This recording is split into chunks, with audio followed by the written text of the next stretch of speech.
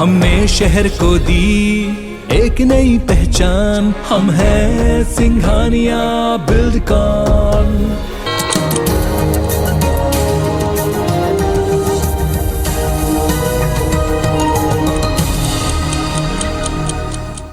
नमस्कार, सुप्रभात, good morning. आप देख रहे हैं IBS24। मैं हूं आपके साथ राहुल सिन्हा। सुबह 7 बजे के बुलेटिन में आपका स्वागत है। इस बुलेटिन की शुरुआत करेंगे इस वक्त की एक बड़ी खबर से। रूस और यूक्रेन विवाद को लेकर इस समय की सबसे बड़ी खबर यह है कि रूस के राष्ट्रपति पुतिन ने पूर्वी यूक्रेन के डोनेस्क और लुगांस्क को अलग देश देने की मान्यता दी है। देर रात हुए इस ऐलान के बाद रूस और यूक्रेन के बीच तनाव और बढ़ने के आसार हैं। पुतिन ने पूर्वी यूक्रेन में रूस की सेना भेजने के आदेश भी दे दिए। देर रात रूस के राष्ट्रपति व्लादिमीर पुतिन ने राष्ट्र को संबोधित किया। पुतिन ने ऐलान किया कि रूस पूर्वी यूक्रेन के स्वघोषित गणराज्य डोनेस्क और लुगांस्क को अलग देश के रूप में मान्यता देगा। रूस के राष्ट्रपति ने इस मान्यता से संबंधित कार्यकारी आदेश पर दस्तखत भी कर दिए। रूसी राष्ट्रपति ने दोनों क्षेत्रों के प्रमुख के साथ संधि पर भी हस्ताक्षर किए हैं। ये संधि मैत्री, सहयोग और पारस्परिक सहायता को लेकर है। पुतिन ने कहा कि नाटो में यूक्रेन का शामिल होना रूस के लिए खतरा है। उन्होंने इस ऐलान के साथ यूक्रेन और अमेरिका पर कई आरोप भी लगाए। पुतिन ने कहा कि यूक्रेन की परमाणु हथियार बनाने की योजना है और अमेरिका नाटो ने यूक्रेन को युद्ध के हालात की तरफ मोड़ा है। रूस के इस कदम से अमेरिका, यूक्रेन समेत यूरोप के तमाम देशों में हड़कंप मच गया है। यूक्रेन, यूरोपियन यूनियन, ब्रिटेन और अमेरिका समेत तमाम संगठनों ने पुतिन के इस कदम की निंदा की है।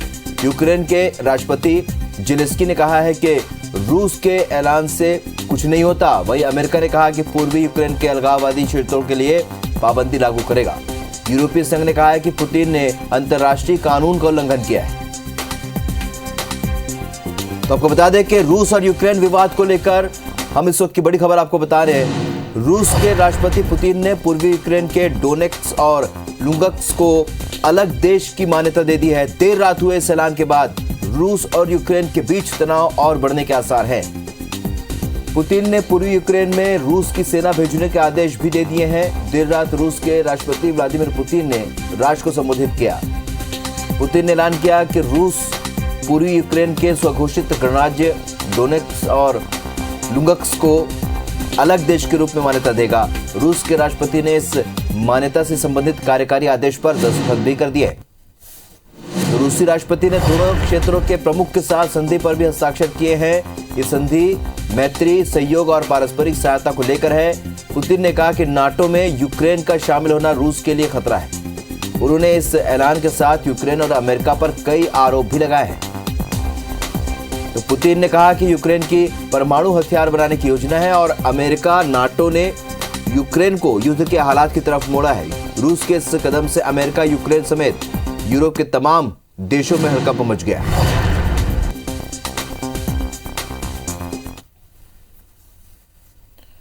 और अब बात करेंगे यूपी के अग्निपथ की।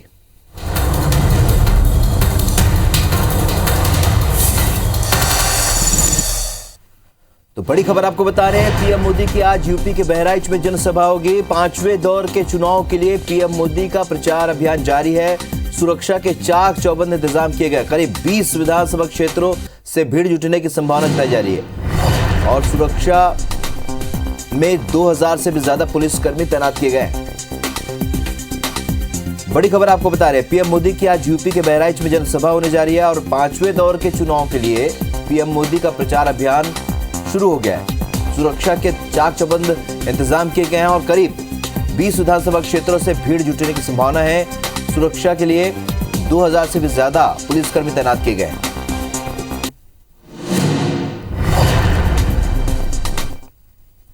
इधर यूपी के दौरे पर सीएम भूपेश बघेल लगातार दौरा कर रहे। 5वें चरण के लिए आज चुनाव प्रचार करेंगे और बाराबंकी, अमेठी जिले में वो चुनाव प्रचार करेंगे। अलग अलग विधानसभा में जनसभा को संबोधित करेंगे। कांग्रेस प्रत्याशियों के समर्थन में चुनाव प्रचार करेंगे। बाराबंकी जिले की कुर्सी विधानसभा में जनसभा को संबोधित करेंगे। अमेठी जिले की तिलोई विधानसभा में भी सभा को संबोधित करेंगे।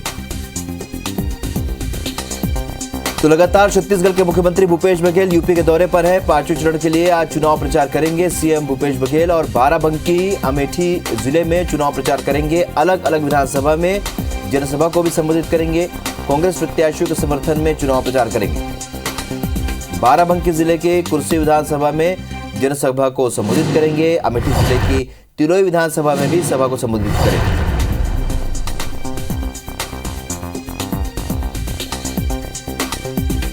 तो बाराबंकी अमेठी जिले में आज चुनाव प्रचार करेंगे छत्तीसगढ़ के मुख्यमंत्री भूपेश बघेल।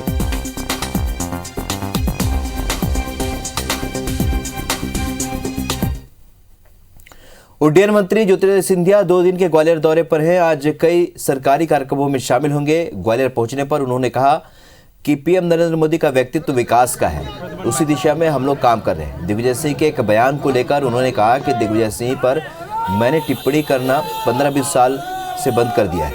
अब तो उनके बयानों पर जनता ने भी टिप्पणी करना बंद कर दिया है। वहीं ग्वालियर की 115 साल पुरानी नैरोगेज ट्रेन के डिब्बे और इंजन की नीलामी को लेकर सिंधिया ने कहा कि उन्होंने रेल मंत्री को पत्र लिखा है, जिसमें कहा है कि जब तक नैरोगेज ट्रेन के डिब्बों और इंजन पर फैसला नहीं हो जाता तब तक उसकी नीलामी ना हो, क्योंकि हम उस ट्रेन को हेरिटेज के रूप में डेवलप करना चाहते हैं।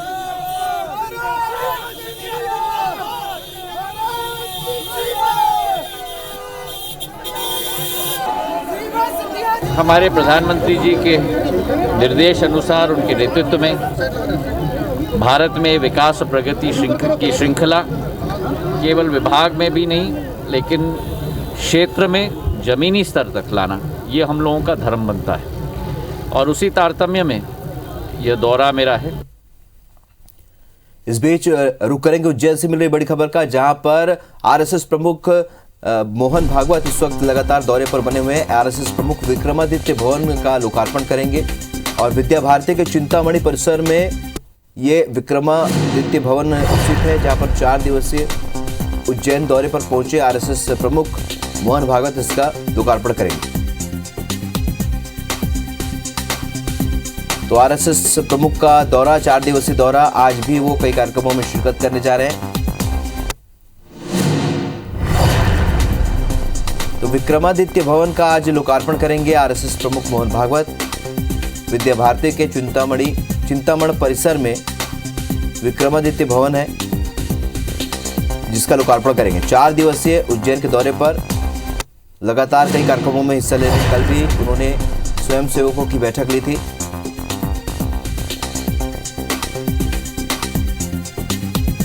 तो ये प्रस्तावित जो दौरा था वो कोरोना काल के चलते कुछ दिन चला, लेकिन उसके बाद जब संक्रमण की रफ्तार कम हुई, आरएसएस प्रमुख का उज्जैन दौरा 4 दिवसीय दौरा, जहां बीते 2 दिनों से कार्यक्रम में हिस्सा ले रहे हैं। आज विक्रमादित्य भवन का लोकार्पण करेंगे। कल भी उन्होंने इस्कॉन मंदिर में स्वयंसेवकों की बैठक की, संघ के कामकाज की समीक्षा की, चर्चा की।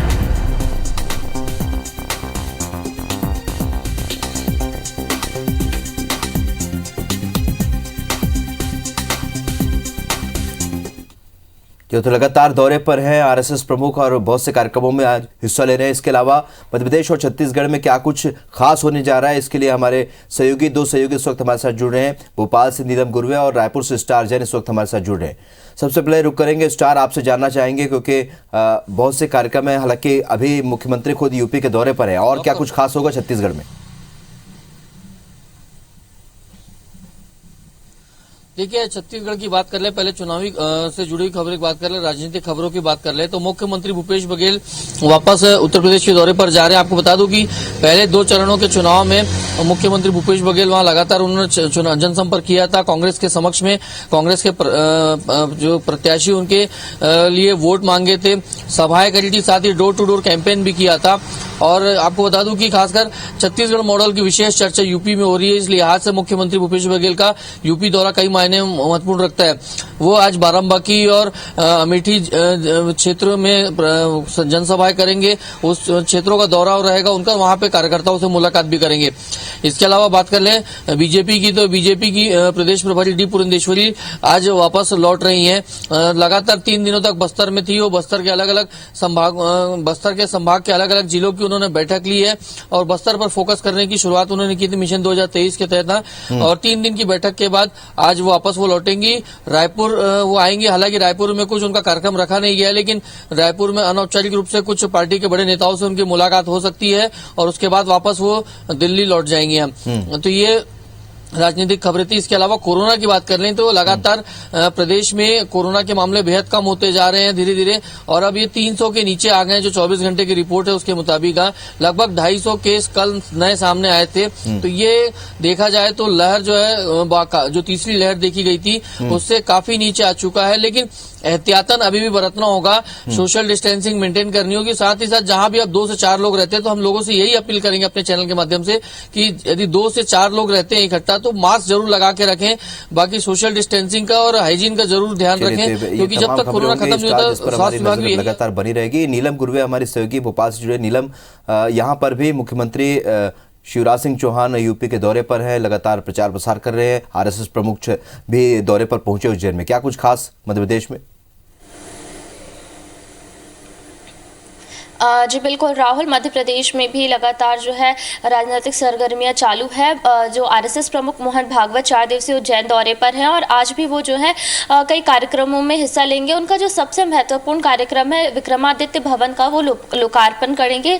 काफ़ी बड़े स्तर पर ये कार्यक्रम किया जा रहा है जिसमें मध्य प्रदेश के कई कैबिनेट मंत्री भी शामिल होंगे। तो दोपहर में इस विक्रमादित्य भवन का जो है लोकार्पण किया जाएगा। आरएसएस का ये प्रांतीय कार्यालय होगा जिसका आज लोकार्पण किया जा रहा है। इसके अलावा हम दूसरी बड़ी खबरों की बात करें तो मुख्यमंत्री शिवराज सिंह चौहान आज ग्वालियर को कई बड़ी सौगातें देने जा रहे हैं।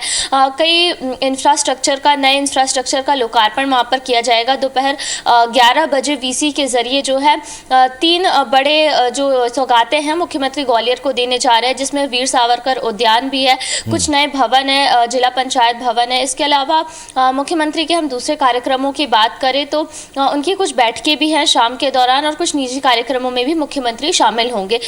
वहीं केंद्रीय मंत्री ज्योतिरादित्य सिंधिया का भी मध्य प्रदेश का दौरा प्रस्तावित है। ग्वालियर, भोपाल और शिवपुरी में उनके कुछ बड़े कार्यक्रम होने जा रहे हैं जिसमें वो शामिल होंगे। तो लगातार मध्य प्रदेश में भी राजनीतिक सरगर्मियां बढ़ती जा रही है और धीरे धीरे हम देख रहे हैं कि विधानसभा 2023 की जो है सुगबुगाहट प्रदेश में दिखाई दे रही है। जहां एक और कांग्रेस लगातार कई बैठकें कर रही है तो मध्य प्रदेश बीजेपी भी जो है लगातार कई बैठकें कर रही है और कई कार्यक्रम जो है किए जा रहे हैं। राहुल, चलिए, तो तमाम घटनाक्रम जो आज दिन भर यहाँ होंगे दोनों ही प्रदेशों में हम अपने दर्शकों तक पहुंचाते रहेंगे। आप दोनों का हमारे साथ जुड़ने के लिए बहुत बहुत शुक्रिया।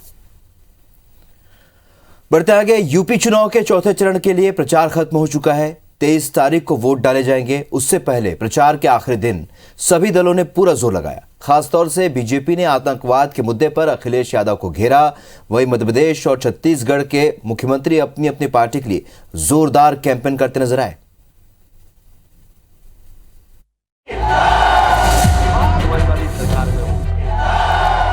एक जने जाति के नाम पे मांग रहे थे, धर्म के नाम से। छत्तीसगढ़ के सीएम भूपेश बघेल प्रयागराज में तो मध्य प्रदेश के सीएम शिवराज सिंह चौहान देवरिया और अंबेडकर नगर में। दोनों ही मुख्यमंत्री अपनी अपनी पार्टी के स्टार प्रचारक हैं। यूपी चुनाव में एमपी छत्तीसगढ़ का इतना बड़ा स्टेक कभी नहीं रहा है। सीएम भूपेश ने जहां योगी के जाने और बदलाव के आने का दावा करते हुए प्रतिज्ञा पत्र के वादे पूरे करने की बात कही, वहीं शिवराज ने समाजवादी पार्टी को आतंक का राज स्थापित करने वाली पार्टी बताया। जाति और धर्म की जो राजनीति करने वाले हैं उनका संतुलन अब बिगड़ चुका है। अब जनता जाग चुकी है। ये समाजवादी नहीं है, ये तो परिवारवादी है। और केवल परिवारवादी नहीं है, ये तो दंगाइयों को प्रोत्साहित करते हैं। आज मैं अकबरपुर में कहना चाहता हूं, सपाई ही दंगाई है और दंगाई ही सपाई है। यूपी में चौथे चरण के लिए प्रचार के आखिरी दिन भी आतंकवाद का मुद्दा छाया रहा। बीजेपी के सभी बड़े नेताओं ने आतंक के मुद्दे उठाए और अहमदाबाद बम ब्लास्ट के दोषियों के समाजवादी पार्टी से संबंध को लेकर सवाल पूछे। अहमदाबाद में बम धमाके हुए, मोदी जी मुख्यमंत्री थे और 30 लोगों को फांसी पर लटकाने का हुक्म सुना दिया गया है और अखिलेश बाबू और प्रियंका बहन को ये फालतू चीज लगती है कि ये जो सजा हुई है इसमें से 8 आतंकवादियों का संबंध उत्तर प्रदेश से है और उत्तर प्रदेश से एक आतंकवादी का जो अब्बाजान है ना, वो समाजवादी पार्टी का प्रचारक है। पूर्व सीएम अखिलेश यादव ने आतंकवाद की बजाय योगी आदित्यनाथ के बुलडोजर पर निशाना साधा। उन्होंने कहा कि 3 चरण के चुनाव के बाद अब बीजेपी नेता ठंडे पड़ गए हैं। साथ ही आम आदमी पार्टी का प्रचार करने आए दिल्ली के सीएम अरविंद केजरीवाल ने भी अलगाववाद के आरोपों पर जवाब दिया। बाबा बुलडोजर कह रहे गर्मी निकाल देंगे, लेकिन जैसे ही पहले चरण का वोट पड़ा है बीजेपी के नेता ठंडे पड़ गए और जब दूसरे चरण में वोट पड़ा इनके कार्यकर्ता नेता सुन्न पड़ गए हैं। एक कवि है, कोई गाजियाबाद में रहता है, कोई कवि कह रहे, वो कवि कह रहा था कि केजरीवाल आतंकवादी है। उसके सपने में आया था कि 7 साल पहले मैं उस कवि को ये वो बच्चे समझ गए। अखिलेश यादव की मदद के लिए पश्चिम बंगाल की मुख्यमंत्री ममता बनर्जी भी चुनाव प्रचार करती नजर आई। इस तरह अलग अलग राज्यों और दलों से जुड़े 5 सीएम यूपी के चुनाव में अपनी अपनी पार्टी या फिर सहयोगी दल के लिए वोट मांगते नजर आए। AIMIM अध्यक्ष असदुद्दीन ओवैसी ने भी सपा बसपा पर निशाना साधते हुए कहा कि वोट के ठेकेदार आपका समर्थन लेकर अपनी जेब भरते रहे हैं। 23 फरवरी को चौथे चरण के चुनाव के बाद यूपी की आधी से ज्यादा सीटों का नतीजा EVM में बंद हो जाएगा। विजय दीक्षित, IBC 24, लखनऊ। बढ़ते आगे रुक करेंगे कुछ और खबरों का। गृह मंत्री ताम्रध्वज साहू की अध्यक्षता में उनके निवास कार्यालय में राजनीतिक प्रकरणों की वापसी से संबंधित मामलों की समीक्षा बैठक आयोजित की गई। समीक्षा बैठक में नगरीय प्रशासन मंत्री शिव कुमार डहरिया, महिला एवं बाल विकास मंत्री अनिला भेड़िया और उच्च शिक्षा मंत्री उमेश पटेल शामिल हुए। कलेक्टर, पुलिस अधीक्षक और विधि विभाग से मिली अनुशंसा पर राजनीतिक प्रकरणों की वापसी को लेकर बैठक में 46 प्रकरण प्रस्तुत किए गए। इनमें से 32 प्रकरणों को राजनीतिक मानते हुए इन्हें वापस लेने की अनुशंसा की गई। कि राजनीतिक प्रकरण जो रहते हैं लंबे समय से चलते रहते हैं या कुछ भी, तो उसको गुण दोष के आधार पर वापसी किया जाए। इसके पहले भी बैठकें हुई हैं। आज की बैठक में कुल 46 प्रकरण प्रस्तुत हुए और उसमें से 32 प्रकरणों को माना गया वापसी योग्य और 13 प्रकरण को अमान्य किया गया है। 1 प्रकरण को पुनः विवेचना के लिए भेजा गया है। उत्तर प्रदेश के आजमगढ़ के माहुल नगर पंचायत में जहरीली शराब पीने से 10 लोगों की मौत हो गई, जबकि 44 लोग अस्पताल में भर्ती हैं, जिनमें से 6 से 7 लोगों की हालत काफी गंभीर बताई जा रही है। जहरीली शराब पीने वालों की आंखों की रोशनी भी चली गई। मामले को लेकर कलेक्टर अमृत त्रिपाठी ने कहा कि जहरीली शराब बेचने वाले 2 सेल्समैन को गिरफ्तार करके उसकी दुकान को सील कर दिया गया है। साथ ही जांच के आदेश दे दिए गए हैं। बता दें कि 9 महीने पहले भी आजमगढ़ में ही जहरीली शराब से 30 लोगों की मौत हुई थी, जबकि साल 2017 में 32 लोगों ने जान गंवाई।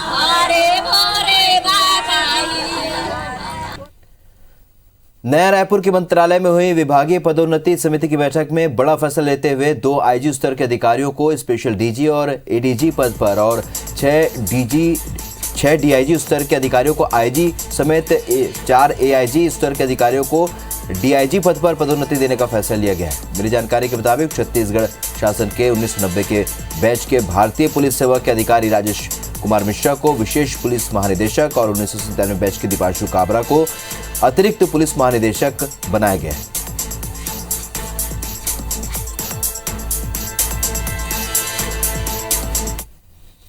जिला रायपुर में देवयानी चिटफंड कंपनी में पैसा गंवाने वाले लोगों और निवेशकों के धन की वापसी के लिए अलग अलग तहसीलों में 5 अगस्त से लेकर 20 अगस्त 2021 तक आवेदन लिए गए थे, लेकिन निवेशकों ने अपने आवेदनों में अधूरी जानकारी और जरूरी दस्तावेज अटैच नहीं किए, जिसके कारण प्रक्रिया पूरी नहीं हो पाई। इसके बाद राजस्व अधिकारियों ने कहा है कि अब निवेशकों को वेब लिंक के माध्यम से वांछित जानकारी देने और दस्तावेज अपलोड करने को कहा है।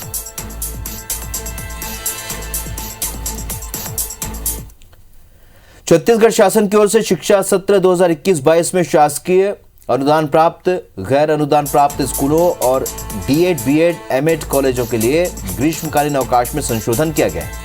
संशोधित आदेश के अनुसार अब शैक्षणिक संस्थाओं में 15 मई 2022 से लेकर 15 जून 2022 तक कुल 32 दिन का ग्रीष्मकालीन अवकाश रहेगा। स्कूल शिक्षा विभाग से इसका आदेश भी जारी कर दिया गया। आदेश में कहा गया है कि वर्तमान शैक्षणिक सत्र 31 मार्च 2022 के स्थान पर 30 अप्रैल 2022 तक बढ़ा दिया गया है। आगामी शैक्षणिक सत्र 1 मई 2022 से 15 दिन के अतिरिक्त शैक्षणिक कार्य के लिए शुरू किया जाएगा।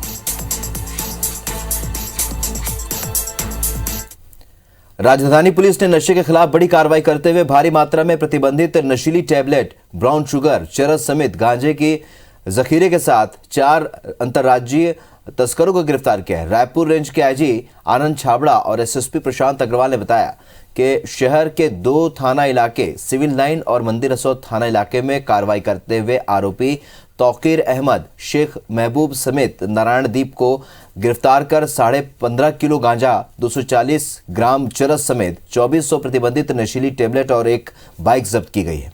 गिरफ्तार तस्कर राजा तालाब निवासी तौकीर अहमद अपने पिता की हत्या के आरोप में जेल जा चुका है। वहीं इस मामले का दूसरा आरोपी उड़ीसा निवासी शेख महबूब भी आदतन आरोपी है और पूर्व में डबल मर्डर के मामले में 2 बार जेल जा चुका है।